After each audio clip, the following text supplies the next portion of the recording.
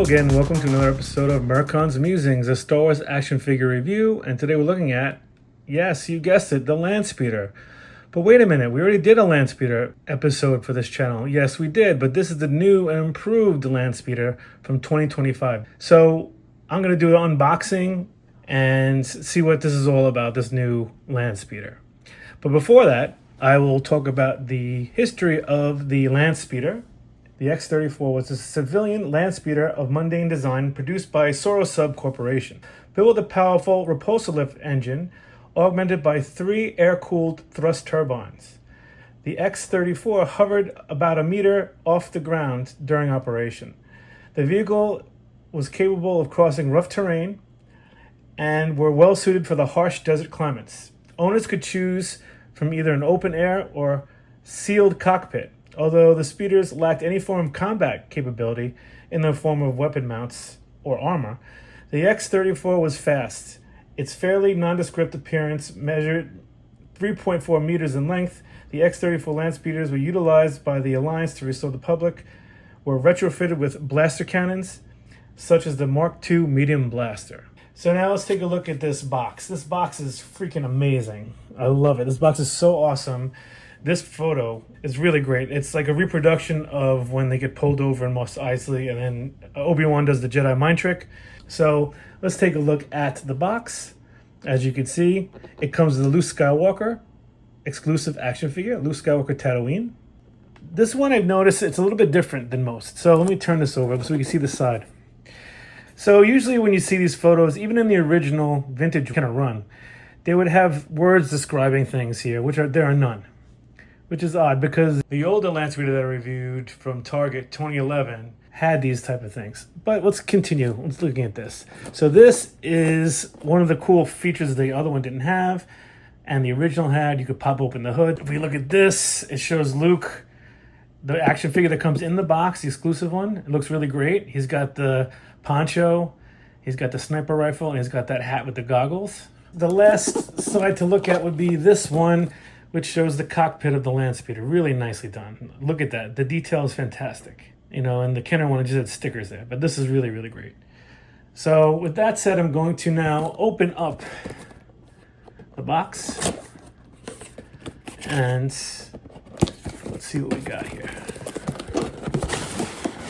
Okay, let me just put that to the side. So right off the bat, I'm gonna take a look at this action figure, which is pretty damn awesome.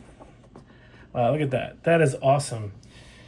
The card back is notably bigger than most of the other card backs for the vintage collection. It looks like more like the Hammerhead one, which is larger, which I hope they don't start doing this because I like the regular size card backs, but this figure has quite a bit of stuff with it, so I think that's the reason why. I love the picture on this. It's a great scene in the movie A New Hope where Luke returns back home to try to save his uncle and aunt, and he finds the charred remains of Uncle Owen and Aunt Beru. So let's take a look at this action figure, which I'm very sad to open this, but let's look at the back first before we do that.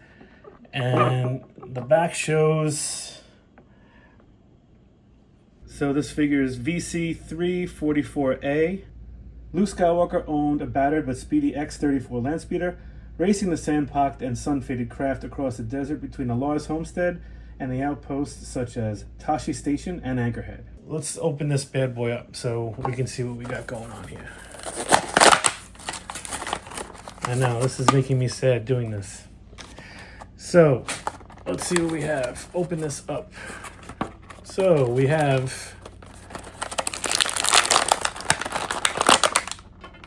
Fong Boy Luke. Let me take everything out. Here's his poncho here.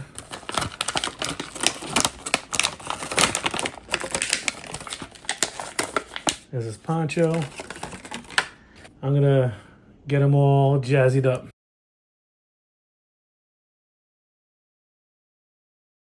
Now let's take a look at this action figure. It's actually really pretty awesome. So I'm gonna go through these things little by little. So this is the sniper rifle he comes with. It's pretty damn detailed, unlike the last release, the 2011 release of the Landspeeder. It was just a plain black, all black rifle. And he also comes with the lightsaber, both ignited and as a hilt, which is great because sometimes they just give you the lightsaber with the blade and not the hilt. And he has a droid collar, and it's hard to stick into his belt, so that's why I left it off. And of course, he's got the hat with the goggles. And I'm just going to remove this lightsaber for a second. And the poncho, which is pretty awesome. It's a pain to get on a little bit, but I want to take it off so we can take a look at this sculpt of Luke, which is really nice.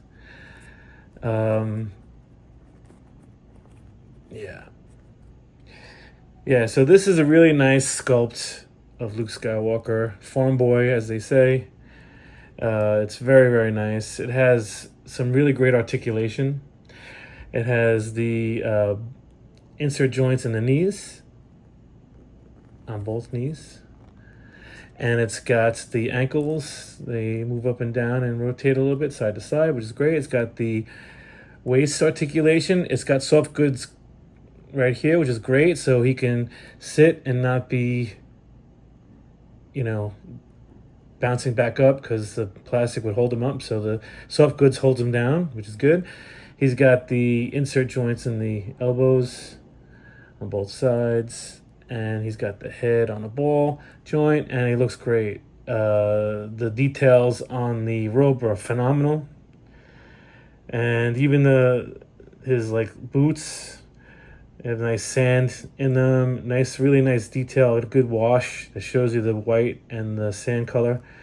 Yeah, it's just amazing. The details on the top of the robe are really good. The face looks pretty darn good as well. Kind of looks like Mark Hamill. I think the hair color could be slightly lighter, but all in all, I think it's a great action figure. It's probably one of the better Luke Skywalkers. Maybe a definitive one. It's definitely, I think, better than the last one I did, but that one didn't have a soft goods part of the bottom part of the robe. So yeah, I think it's a really great action figure. It goes well with the really awesome Landspeeder. So this is definitely the definitive one for the Landspeeder, possibly for the regular vintage collection. So let's move on to the other parts of this review. Okay, as you can see here, we have the 2025 one here and the 2011 one there. The 2011 one is slightly bigger, and the color is different. It looks a little bit more, I don't want to say screen accurate. They both look screen accurate, but I think this seems too bright. This one with the muted palette looks much better, I think. And of course, the deco is different. They both have the oil stains and stuff, but this has got the nice gash in the front dent. It's got, yeah, you see this is, let me just open this up again. See, this one has the engine. 2011 doesn't have an engine. This one does. The size seems much bigger. Oh, it is bigger, but it's weird. If you look at the shapes, let me see if I can show you. On the back, this has more of angles on the back part, where this has a slider one. And the deco on this one is much better, obviously. It looks like it's been through hell. This one doesn't seem like it's too badly beat up. It looks pretty good, right? It's got some stuff to it, but it doesn't look nearly as good as the newest one, the 2025 one. And if you look at the back, I'll compare the backs so you can see. Yeah, like this is just black plastic they just threw up there. And then this has got more detail. Well, they both have around the same details. I don't know, I think this looks better. This is a slightly bigger version of the Landspeeder. But yeah, they're both really good. But I love this one more. Just for that simple feature there with the hood opening up. This is why I think this is the better one. This one is not definitive. It was definitive up until 2025, obviously. From 2011 to 2025 was definitive. This one has taken its place. This is the definitive Landspeeder. So now we're going to put some figures in it and see how it looks.